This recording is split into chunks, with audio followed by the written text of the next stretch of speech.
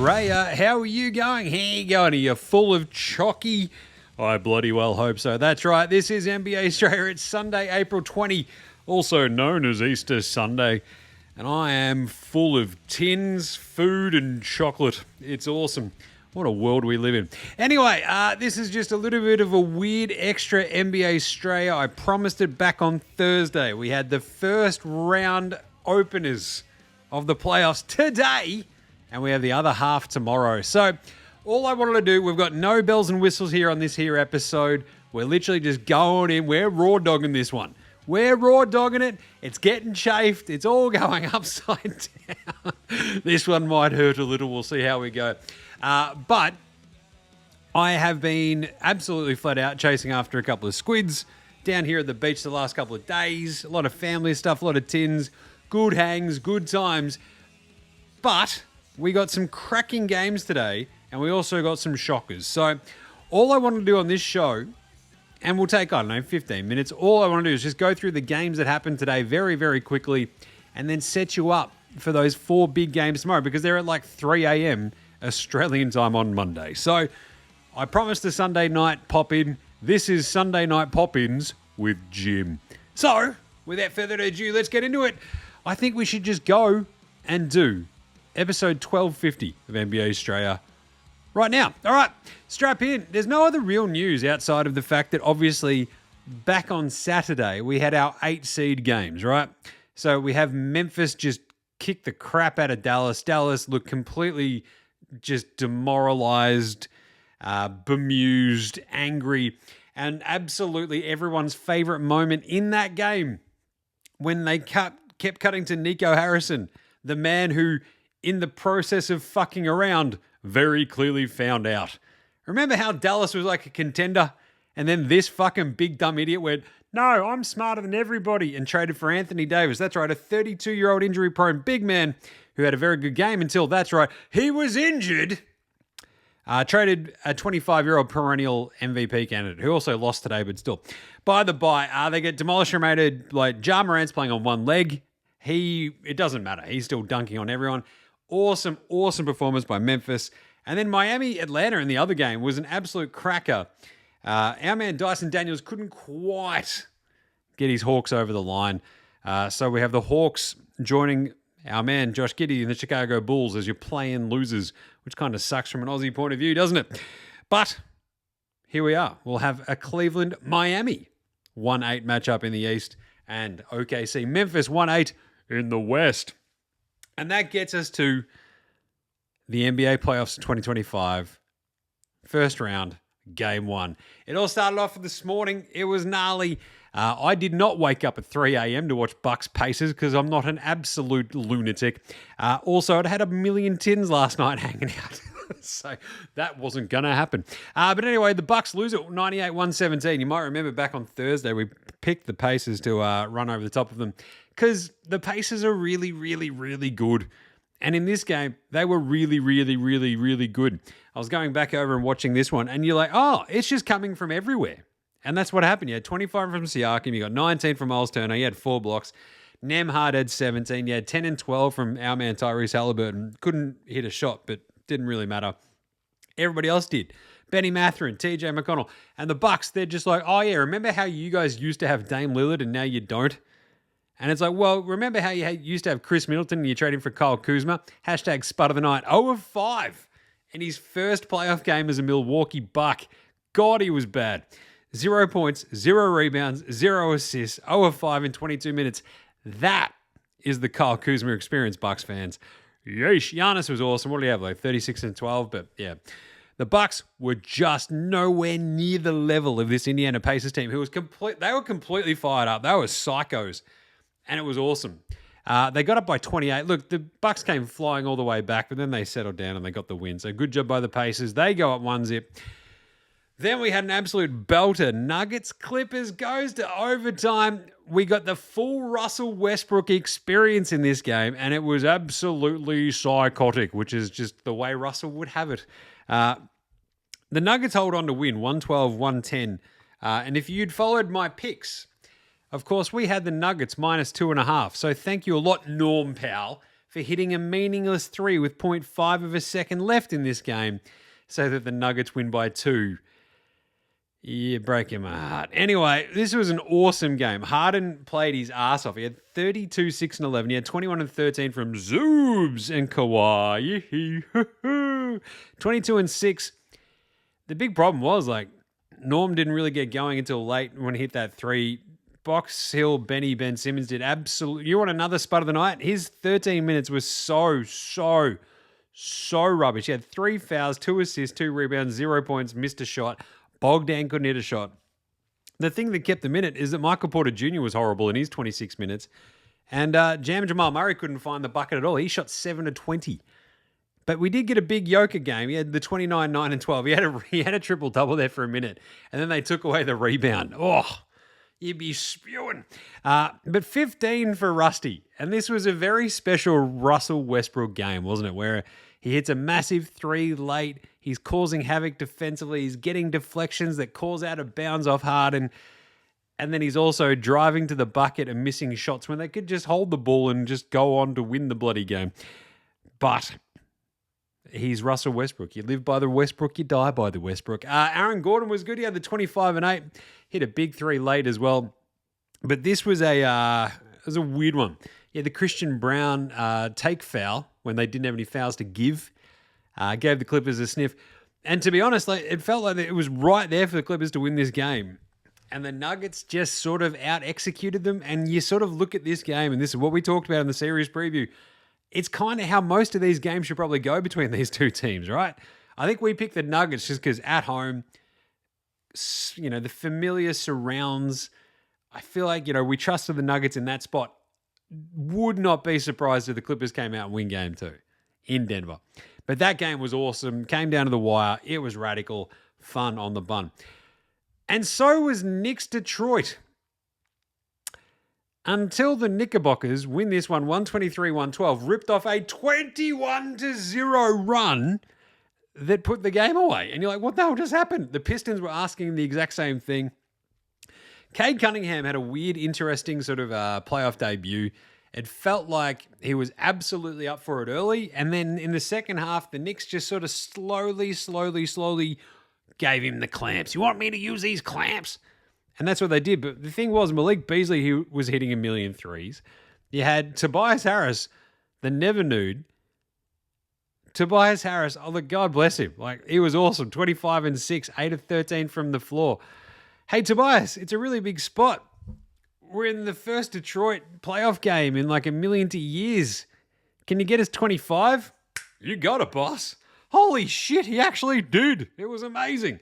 They got 19 from Hardaway. Osar Thompson had 10 and 6. Jalen Duren couldn't do too much against the Knicks front men, the big fellas. And you felt like that's okay, but it was kind of everybody else, like Ron Holland, Dennis Schroeder, they needed more from. And they didn't quite get it. And with Cade Cunningham ending up with 21, 6, and 12, but it came on 8 of 21 shooting, and they totally took him out in the second half. It was very weird. Great win by the Knicks, who Brunson just gave them the full experience. He had 34 and 8. Cat was awesome. He had 23, 11, and 5 with 4 steals and 2 blocks. The OG Anunoby, though, he kept them completely afloat in that first half. He ends up with 23 points, 5 steals. Yeesh. They call him, the Knicks version of Dyson Daniels, I guess. What do you got? 8, 2, and 2 from Mikal Bridges as well. But Josh Hart chucked in 13, 7, and 6. Mitchell Robinson was pretty impressive. And then Campaign. Oh, God, Campaign. Out there looking like the bloody sloth from, Ice Age, those movies. I've been watching some squid movies. The squids just have gone full movie buffs. It's awesome. But yeah, he's got the weird-looking face and the weird-looking head. Campaign. Awesome game from him. Absolutely turned this game on its head in the fourth quarter. Gave them enough runway to then run away with it, and that's what they did. That Knicks-Pistons series, this is awesome. These games, there might not be too many memorable ones. They went 15 to 32 from downtown, the Pistons, to give themselves a sniff. And it feels like, I think we talked about this the other day, right? The Knicks are good enough to kick the shit out of the Pistons. The Pistons win this series in the regular season 3-1. But the Knicks are a better team. The Pistons will fight, though. I don't know if this series is going to be sexy. I do know that it will be competitive at times, but I still feel like the Knicks will have their number in the end. But it was a really, really cool taster. I enjoyed that. You had all the Knicks fans there. You've got all the famous people. It was gnarly. It's going to be very funny when they go back to Detroit and it's like, there's, I don't know, Tim Allen. Here's Jared Goff. And you're like, all right. Anyway, and then the final one. The Timberwolves run right over the top of the Lakers, kick the absolute living shit out of them despite Luka going off in that first quarter. What did he end up with? It was like 37-8. Not bad, but he only had one assist. That's one of those telling ones. You're watching this game and you're like, oh, yeah, he's not really... No one else is doing much, are they? It was funny. It's like, oh, hey, anybody else do anything? And they're like, no, Jim, we're not going to. LeBron had like 19, but he shot 8 of 18. Austin Reeves, 5 of 13. And it felt like the absolute nightmare scenario in this game for the Lakers, right? Where Luka can score, Luka can do his thing. He shoots 12 of 22. And absolutely nobody else can do a fucking thing against this Wolves defense that has been threatening to be awesome all year. And then they just give him the old 1-2 Costa Zoo in a 38-20 second quarter that completely fucking ruined the Lakers shit. Like even Magic Johnson, once we get back into the normal studio and we're playing the actual drops and shit, the Magic tweet of the week is him going, JJ Redick is a good coach, but that was fucked. And I'm like, Jesus, Magic. Thanks. I've never seen Magic so angry on Twitter before. Then he's just like, that was just inexcusable from everybody. And like, fucking tone it down, Magic. There might be kids reading this. Anyway, for the Wolves, you had Ant-Man do a bit of damage. He ends up with 22, 8, and 9. Really, really good game from Ant-Man. And sort of like just got them pointing in the right direction because then it was Naz Reid who hit 6 of 9. Nice. 25 for Jaden McDaniels. That's found money for the Wolves. Now they're up 1-0 in this series. They've got home court. This is huge because Randall was pretty good on LeBron. 16, 5, and 5. Made him work both ways. And then they sort of just filled in the gaps and ran away with it and shot the piss out of it. 21 of 42. That is a Wolves playoff record. So yeah, they did a good job. And their size really fucked with the Lakers. Where I was saying the other day, I feel like the Lakers' size in every position that isn't at center. And Gobert didn't really do a giant amount in this one. He only played 24 minutes, but it was Naz Reid. And then everybody else, you're like, oh, right. So all of their dudes are pretty fucking big as well. So really, really, really impressive win for the Wolves, I thought.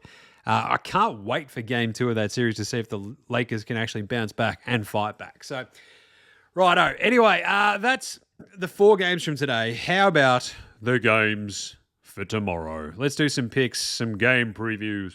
Game previews. Thanks, Inadvertent Bane. Not a problem, Jim. How's it all going? Oh, yeah, it's been great. I've had an awesome time down the beach.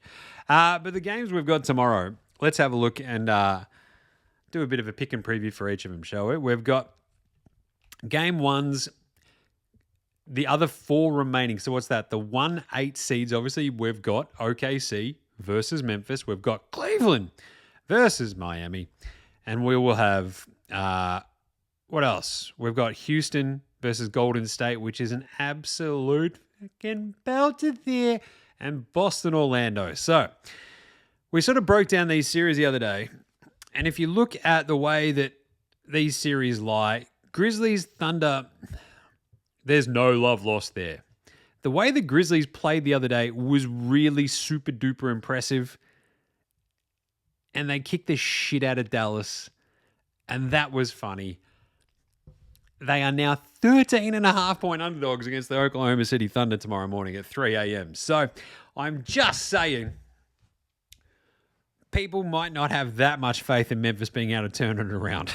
And I tend to agree with them. You saw it in the first game today, right? Indy, they just got on a roll, and the other team, the Bucks, just never really got into a groove. Jar's ankle looked amazing. And it's one of those situations where you're like, not as a medical doctor, you go, well, maybe it's good that it was closer to the injury than further away. And you're like, I don't know, even know if that fucking makes sense. And he's still jumping over the tops of dudes. So who fucking knows? All I know is that the Thunder will be absolutely up and about and fucking frothing this game. Their fans, the team, And it feels like Memphis are going to get fed into the wood chipper in the first game. And then they might bounce back and really give them a run for their money in the second game as they settle in the series. And it all depends on Ja's foot, right? So I just think OKC in game one are going to come out and give them the old wha-bang and run over the top of them. Big SGA game, big J-Dub game. Be interesting to watch this Chet versus Zach Edey / Triple J battle. Can they win the rebounding? Does their defense just give them the clamps anyway and Memphis can't do shit? My guess is yes. OKC are really fucking good. Just saying. So I'm going to go OKC minus 13.5. Then we have Orlando in Boston for game one. And you know that this is a Celtics team that will be absolutely... You want frothing fans, this Boston team.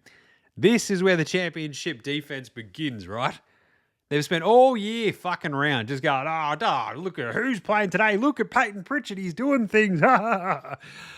Fuck that. They're now just like, all right, let's fuck some dudes up. Orlando's like, that means, shit. But a 13.5 point line against this Orlando defense. Just, Boston are really, really, really, really good. Orlando's defense will probably try their absolute hardest to drag him into the mud, cause all sorts of havoc. And I kind of think they might. I just don't know if their offense can really even hang with Boston's defense. I think Boston just cover that plus 13.5 and lose by like 12. It's just the Orlando, like that's the thing. Like the difference between Memphis, OKC is that Memphis is like middling on both ends, right?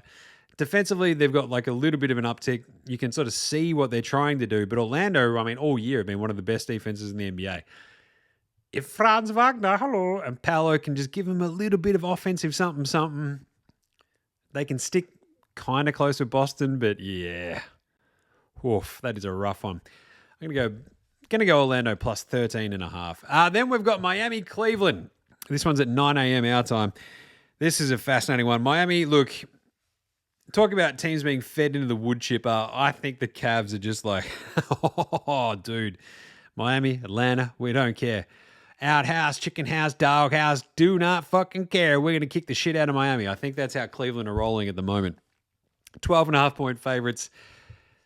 I sort of look at that Cleveland team and go, right, so who have they got to stop? Bam Adebayo, Tyler Hero, and Davion Mitchell. I think they're going to be okay. I think the Cavs between Garland, Mitchell, you got Davion Mitchell and Donnie Mitchell. That's fun. But you got the two big fellas, Mobley and go the throw Jared Allen at Bam. And I think it's just a little bit too much for Miami. And I think Cleveland get them at home in game one pretty handily. So we're going to go Cleveland minus 1.5. And then the final one, an absolute rip snorter, Golden State at Houston. I'm a bit bummed that they've actually sort of cottoned on to the fact that Houston's really, really good. Houston are 1.5 point favorites against the Warriors. That annoys me because I was really, really, really happy to take Houston if they were on an underdog. If they were an underdog. There you go. Use your words, Jim. I've had some tins today. I will happily admit that. It's Easter Sunday. This is how we celebrate zombie Jesus, isn't it? With chocolate and beers. I will probably still go Houston. I think they're just a little bit terrifying. But this is the sort of like, with 1.5, it does sort of feel like the game where Golden State might just give them the old, hello, we've been here before. And everybody and their fucking dog talks themselves into the Warriors suddenly winning the title because they came out and win in Houston in game one, doesn't it? It really feels like that. Steph, Jimmy, Draymond. You saw Andrew Wiggins go off the other day for Miami. And you're like, oh, yes. How fun is that? Houston, it feels like they might have had it like almost too much of a break. It feels like they're a big momentum team. And I feel like they might just get a little bit surprised by Golden State. Between Steph, Jimmy, Draymond, all that experience, even if getting the 1.5 points for Golden State, Houston might win this by 1. And I feel okay about the Golden State plus 1.5 pick. It's a tricky one. As I said, if Houston were underdogs, I'd be fucking frothing to take them, but here we are. Anyway, so tomorrow's games from 3 a.m. We're going to go OKC. We're going to go Orlando to cover, Boston to win, Cleveland to stomp Miami, and Golden State, I reckon, to cover that 1.5 against Houston, but that should be absolutely awesome.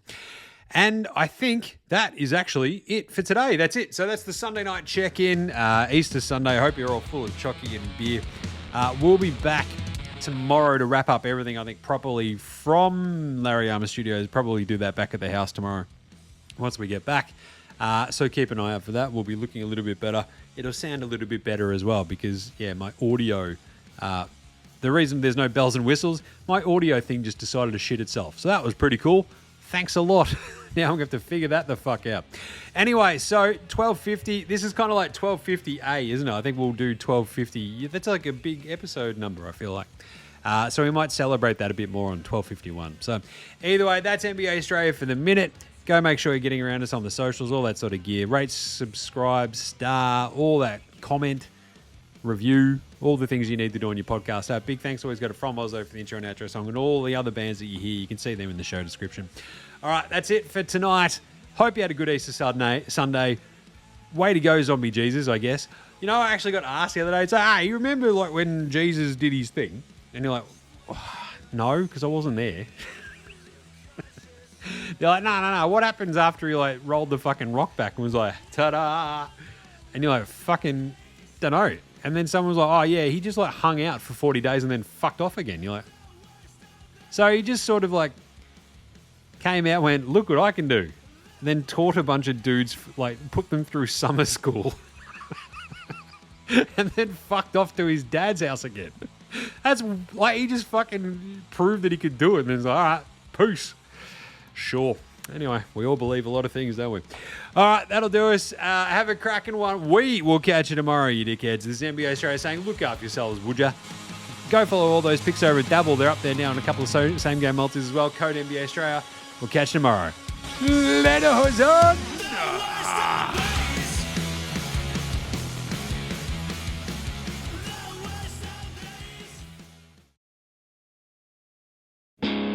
G'day legends, your mate Jim from NBA Straya here. That's right, I'm doing a thing at the end of the show. In the business we call it a thing at the end of the show, I guess. I don't know. Either way, all I'm just saying is just make sure you're rating, reviewing, starring, subscribing across all of the apps that you use for NBA Australia. Jump in the comments, give us a shout. We'll bang you in the air, nahs. Any other questions? I'll have a crack. I've got nothing better to do, basically. Also, just ask any questions, tell me what you want to hear from the show, and sing out and let us know. And of course, if you want to help support the show, jump on the old Dabble, use that code NBA Australia, click on the link that's in the show description or on the socials. It goes up whenever I do the morning vibes, etc. So if that's your thing, jump on there, use that code NBA Australia, and remember, look after yourselves, would you?